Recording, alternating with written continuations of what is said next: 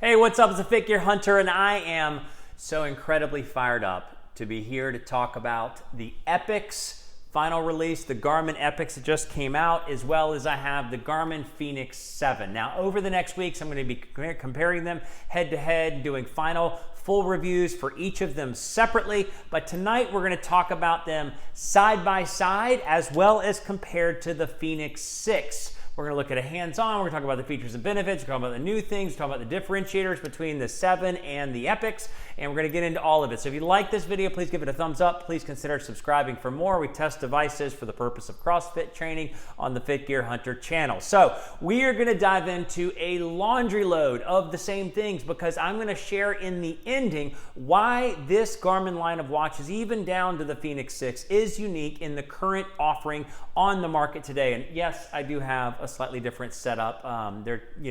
Just have a new place to film. So we're going to talk about what is the same with all of the features that were on the 6 that are also still on the 7 and the Epix. And I want to reiterate that because I feel like there's so many features here that other watches don't have. Secondly, we're going to talk about what's new with both the Epix and the Fenix 7. And last, we're going to talk about what's different. Then we're going to look at a hands-on to sort of compare the 6 to the 7 and then the 7 to the Epix. And then we're going to look at sort of user interfaces on the Epix itself because it is glorious in how beautiful the screen is. There really is not another watch to look at. So then we're going to come, briefly touch on the app, and then we're going to talk about it in summary. So what is the same? Obviously, the primary thing for tracking and testing your CrossFit is going to be the training analytics and the wellness aspect. So you have the full training analytics, the training load types, training effect, anaerobic and aerobic, recovery time based on a multiple of factors. Then you have the wellness aspect. So you have sleep score, basically based on 8 different elements. You have the full sleep summary, the respiration rate, and the pulse ox while you sleep.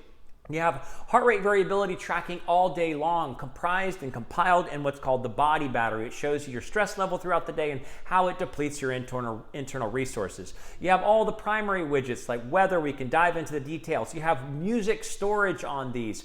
And the music storage is unique versus some of the others on the market because you're not just downloading, MP3s like back in Napster in the land of, 1990. We're also able to download playlists from Amazon, playlists from Spotify, playlists from Deezer to be remotely played wherever you want to go play it. We have obviously steps, calories, and stairs tracking. You have intensity minute tracking, sunrise, sunset, a compass, VO2 max tracking.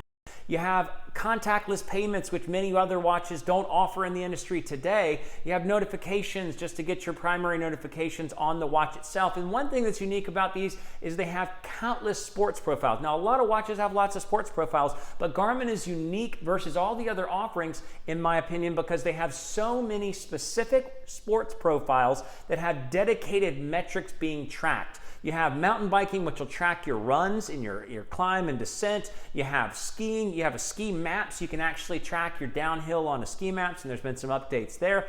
You have surfing, which will track your flow on the surfboard. You have paddle boarding, which will track your strokes in the paddle. You have ability to connect to a Concept 2 rower, which will track your strokes per minute and a whole bunch of other stats from the rower itself. You have full mapping capabilities on both these. You can see what's around you, not just see like a map of just where you are, but you can actually navigate to certain points on the map and see what's of interest. You have golf maps. You can see how far away you are from the tee. So with that, those are the things that are the same, and that's not even probably all the list. I could probably think there's probably more things I'm missing, but I say that because of the extent that was already in place with the Garmin Fenix series of watches, and even down to the 945, 745, and even some for the 245. So what is new? So I say that just because that is extensive and that is unique in the current offering today. What is different about Garmin? There's a lot. Now, what is new? Now, we're going to just touch on a laundry list here. So in running, if you're running and biking specifically, you have real-time stand-on. That's a cool stat. If you are a runner or a biker, it doesn't work on any other profiles. It'll tell you how much energy you have left in the current real-time dynamic based on how much resources you started with. You have race predictor history. So now you can not just see what your estimation is for a half marathon, but you can see how you're trending if you're getting faster, better, and more efficient. They both have touch screens. So you can swipe, you can use the same button configuration as on the Fenix 6, but they have touch screens you can enable. I mean, you can go into all different things and you can turn the touch screen off. It has touch-enabled data complications on the watch face, so you hold a piece and it'll jump into the actual details. You have touch maps, which the mapping was already standard, but you can zoom in, zoom out, scan around on the touch screen itself. It's awesome. They offer multi-band GPS. That means you can track and link to 2 different satellites at the same time, or you can do all satellites where you're just connecting to the one that's got the most power. Now, not all the variants on the Fenix and Epix line offers the multi-band.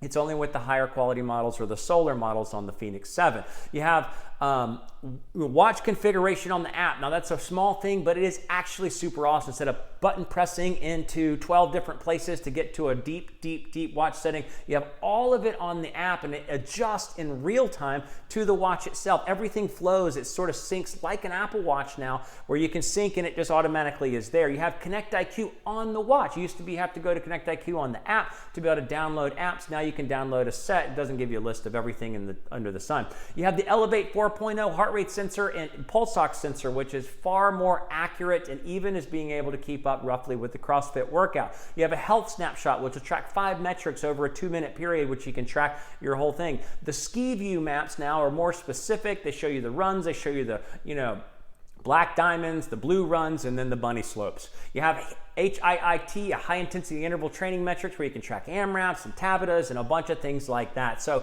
those are the things that are new and special with the 7, with the Epix. Let's talk about what's different between the 7 and the Epix. So what are the differences between the Epix and the 7? So the differences are actually super small. The one thing, you obviously have this big, beautiful watch face of an AMOLED screen. They're both 1.3. This is AMOLED on the Epix, and it's a memory and pixel transflective on the Fenix 7. That's much more power efficient and better visible, or slightly different visibility in direct sunlight. So what that leads to the second thing is, well, then what's the battery cost for the beautiful screen over the more flat screen? So 16 days of battery life if you do not have the always on screen turned on, but you use the wrist gesture to turn the screen on, and 6 days of battery life if you have it always on with this wrist gesture just bringing it to full brightness. Versus on the 7, in the standard non-solar model, you get 18 days, and with the solar model, it extends that to 22 days, and that brings us to the last primary difference, is there's no solar variant offered on the Epix.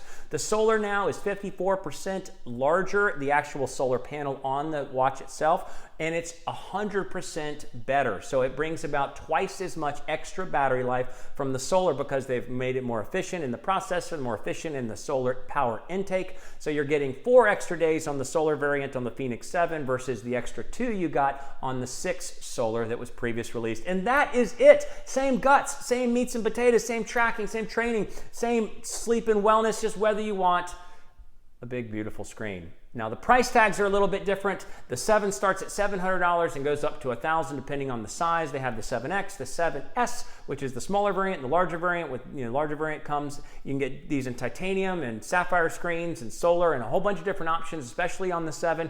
And the Epix is $900 or $1,000. Now, the 900 one will not give you the multi 2 different satellites at the same time for GPS, and the same thing with the non-solar on the 7. So you're going to miss some features, and some maps don't automatically download on the Epix standard $900, so there's a lot of differences, or there's a minor set of differences with the pricing, but the main thing is if you want titanium and sapphire glass or sapphire solar glass, depending on what you want to pay for. So it's about $100 to $200 difference between the watches at the full feature set. So we're going to look at a hands-on. We're going to compare the 7 to the 6, and then we're going to compare the 7 to the Epix, and then we're going to look at all the big, beautiful features on the Epix itself, because it is glorious to look at, and it makes for a better visibility of what we're going to look at. And then we're going to come back together and talk about it in summary. So please stay tuned for the summary, because these things are something to think about. All right, so here you have it, the 3 watches in the raw power lineup. So we're going to compare the 7 versus the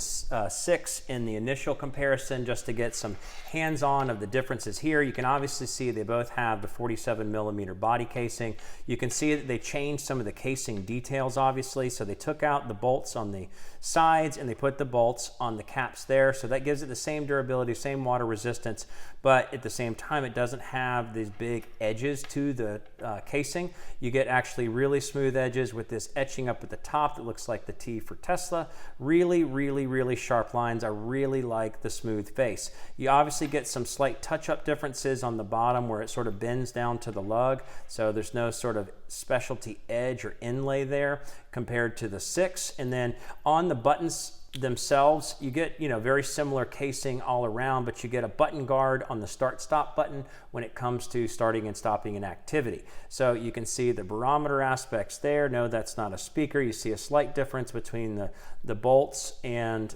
on this side you get the same basic button configuration. Obviously, you know, what you have different is the Elevate 4.0 versus the 3.0. The 3.0 tested, I think, at like 70% accurate when doing a CrossFit workout, but was really shoddy and just a little bit all over the place. And now you have the 4.0. 4.0 was coming in the 90s of accuracy. You both have metal plates on the back. You actually can't see much of a difference, but I'll put the specs in the description down below for what the size differences are and if there's any significant sort of, you know, increase in size.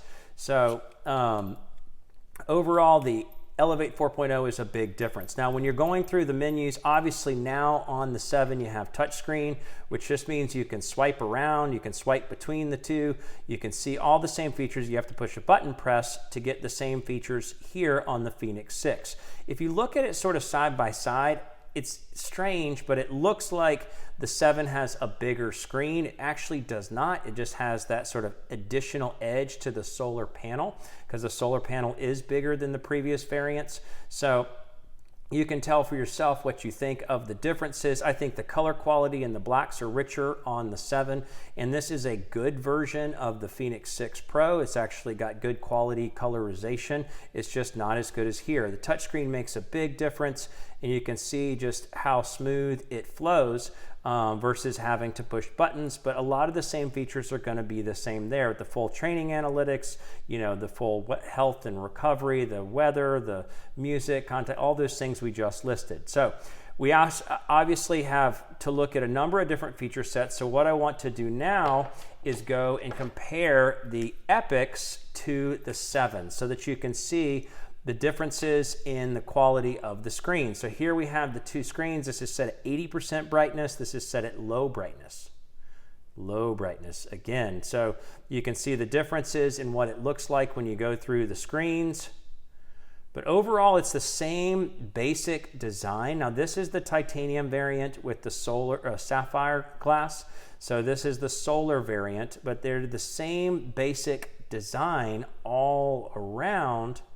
You just have a little bit bigger bezel with the numbers here versus the solar panel on the 7 Solar.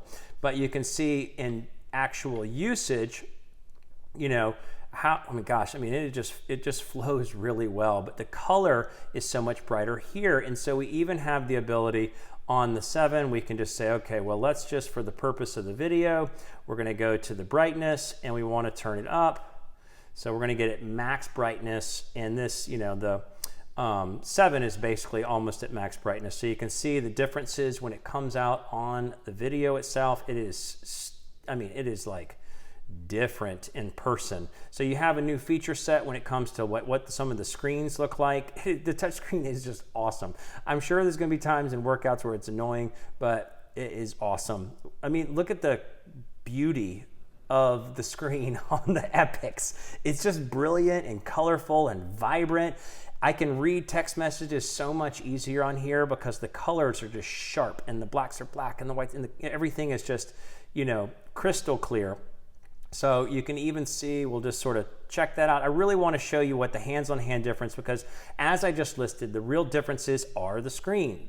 You know, it's the screen visualization. So 16 days with always on turned off, 6 days with always on turned on. That's about what I was getting on, let's take a look at a notification. So we'll go down here. I guess I don't have to do the buttons anymore. It's going to take some getting used to. Go down here. So you can see the differences in the visibility, readability, because the sharpness of the screen. As you get older, your eyes start to get weaker.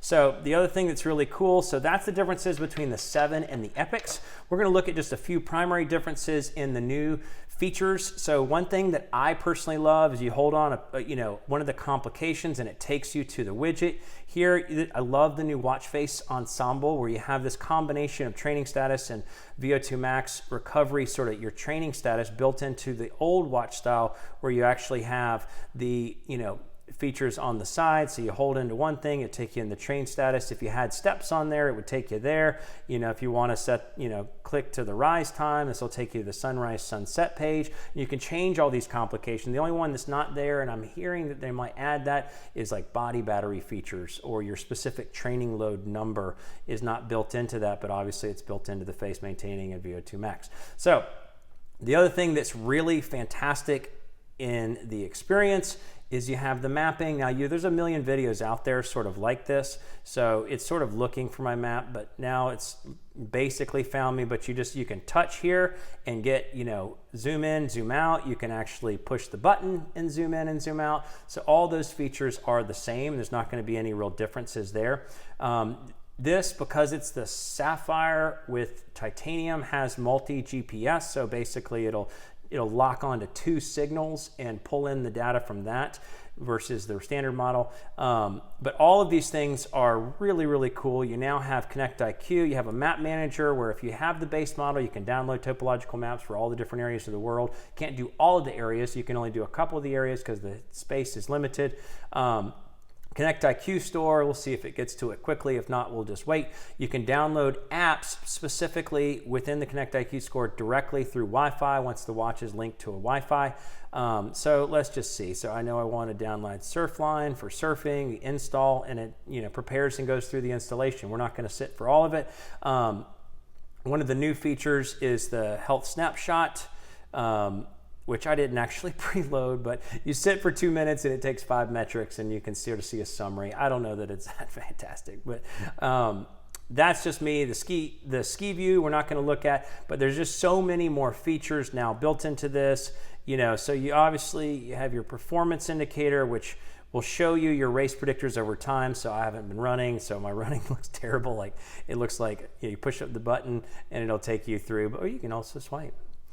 It's just so cool. It's just like all the high-level watches. So when you go into a field, you click on it. Look at the compass. That thing is awesome. Phone battery low. That's why I can't see my screen now. So you can click into it. You swipe right if you want to go away from it, and you have all your features just big, beautiful, and bold. When you get into an activity, so when you get into like an activity, this is my CrossFit workout from today, you get a couple of basic things if you're looking at activity history, but they revamped what you see after the workout on the watch, like how they lay out the features and how they show you the heart rate graph. It's all much more big and beautiful, much more well laid out, and a lot better quality of information versus the summary of information.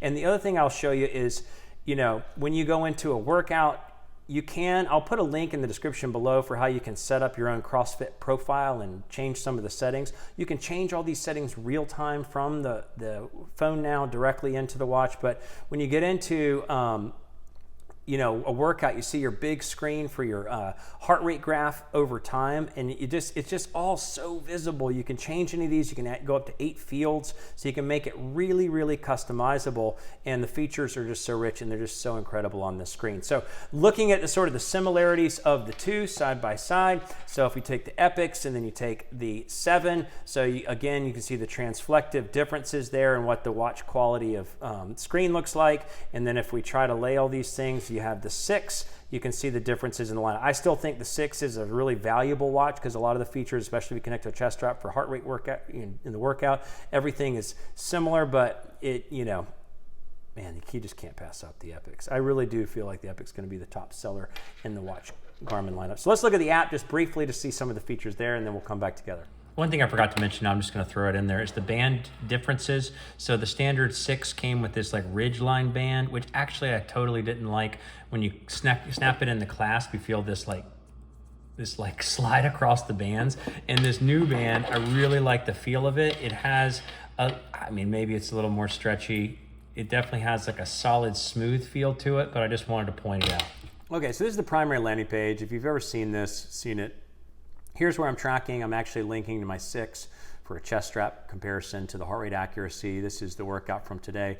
If you look at the specifics, the average heart rate is very similar. The max heart rate is spot on. The calories are a little bit different, but I'm going to start tracking in detail the accuracy of the Elevate 4.0 sensor when I do the full review. All these things are the same thing you would have been used to, but now when you go in the watch, you can see a lot of details that was never there. So you can see all of the activities and apps. You can, those are some of the primary things, but down here you can get into your system settings. You can change your, I made the brightness. So we're going to change the general use brightness. I put it at high.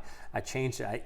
It's automatically changed on the watch, and we're not going to show it side by side because it's somewhat not important, in my opinion, to see it like real time, but it immediately changes it there. You can change all of these different features immediately in there. So if you go into sensors, you can change the pulse ox sensor to read for all day or only at night. You can link in your music, link in your headphones. You can see all sorts of adjustments. One of the things that's neat, now this is the different part. You're back in the regular activities and apps page. You go into edit, you go here, and this will change real time. So you can see your lap key, you can change auto scroll, edit weight, broadcast, all the different details that you're looking at. You can turn touch on and off. You can change and adjust everything here. And got that. And then in the appearance, you have glances, watch face, controls. You can, a lot of these things are very similar, but you can edit all these things now in the app. So, in summary, the Epix is the single best sports tracking, beautiful, all-around watch on the market by far. Now that's a big statement. And the second best watch, all-around tracking of sports training analytics, fully features full customization, with full sleep or full wellness aspects. The 7 is the second best on the market. So it comes down to whether you want the big pretty screen, whether you need the extra battery life. But there's no competition in my opinion. The extensive list of features on these two, and now the AMOLED here, makes them in some ways off the charts when it comes to the competition. Think of what features you cannot find on any other watch. Now, a lot of these features you can find on other watches, but there are some features you cannot find on any other watch. And we're just going to go through. Some may seem big to you, some may seem not. 24/7 heart rate variability tracking. Now, there's all sorts of devices to track periods of heart rate variability, focus on sleep heart rate variability, a snapshot on your own choosing heart rate variability. These track heart rate variability all of the time, and there's not another single watch that actually does that. Music with a downloadable Spotify playlist, Deezer, Amazon. Now, I'm not really comparing the Apple Watch or the Samsung Galaxy 4 watch to either of these because neither of them have a comprehensive training platform or wellness platform where they combine multiple metrics of wellness, multiple metrics of recovery, which would relate to CrossFit training, multiple metrics of training, all in the watch package. And you have to piece things together, and some of the things you can't even get. So, music, downloadable, if you compare these to the other major leaders on the sports tracking side of things. Turn-by-turn maps, full mapping capabilities. Now, some watches have map snapshots, but you can't actually dig in and tell yourself to go turn by turn and go find a Starbucks, and it'll direct you to the Starbucks from the watch without programming it ahead of time. Extensive configurations and settings, extensive customization. You don't get the level of extensiveness in any other watch manufacturer. Real-time stamina, if you're a runner or a biker, is a new feature that you're definitely not getting somewhere else. Workout to workout recovery time. Now, recovery time is available in other watches, but there is none in the industry doing it like Garmin's doing it, because they're taking the exertion level of your workout and estimating it as a baseline for the recovery time to the next high level exertion based on your current level of fitness and your VO2 max. But they also take into account your heart rate variability, how much stress you're carrying throughout the day, and your quality of sleep to determine if you need more recovery time or less recovery time. Nobody else takes all those metrics into place. Contactless payments is a simple thing, but no other primary sports watch is actually providing that kind of thing. Countless specialty sports profiles. A lot of watches have 1 million sports profiles, but they don't give you specialty metrics that the watch is measuring, like your strokes per minute on a paddleboard, your connection to, obviously golf maps, ski maps. Nobody's doing those things. Nobody has that. capabilities, surfing, mountain biking, specific details with all of those things. And then on top of which, there is no other AMOLED watch that has the in-depth sports tracking and can connect to a chest strap, because some other manufacturers are making AMOLED watches with good battery life, but they're writing their own algorithms for the training, but they also don't connect to a chest strap, and you can't even buy them here in the US. So there's a lot to be said. These are significant watches. So I'm going to be testing them over the next couple of weeks to determine different features and points outside of this bullet points, but I wanted to get it in front of you now that it's in my hands to show you the side by side, to summarize the same things and to talk about the value that's being provided both out of the box from the Fenix 6 line and now new in the features on the 7 and the Epix. So with that, it's the Fit Gear Hunter. Thanks so much for watching.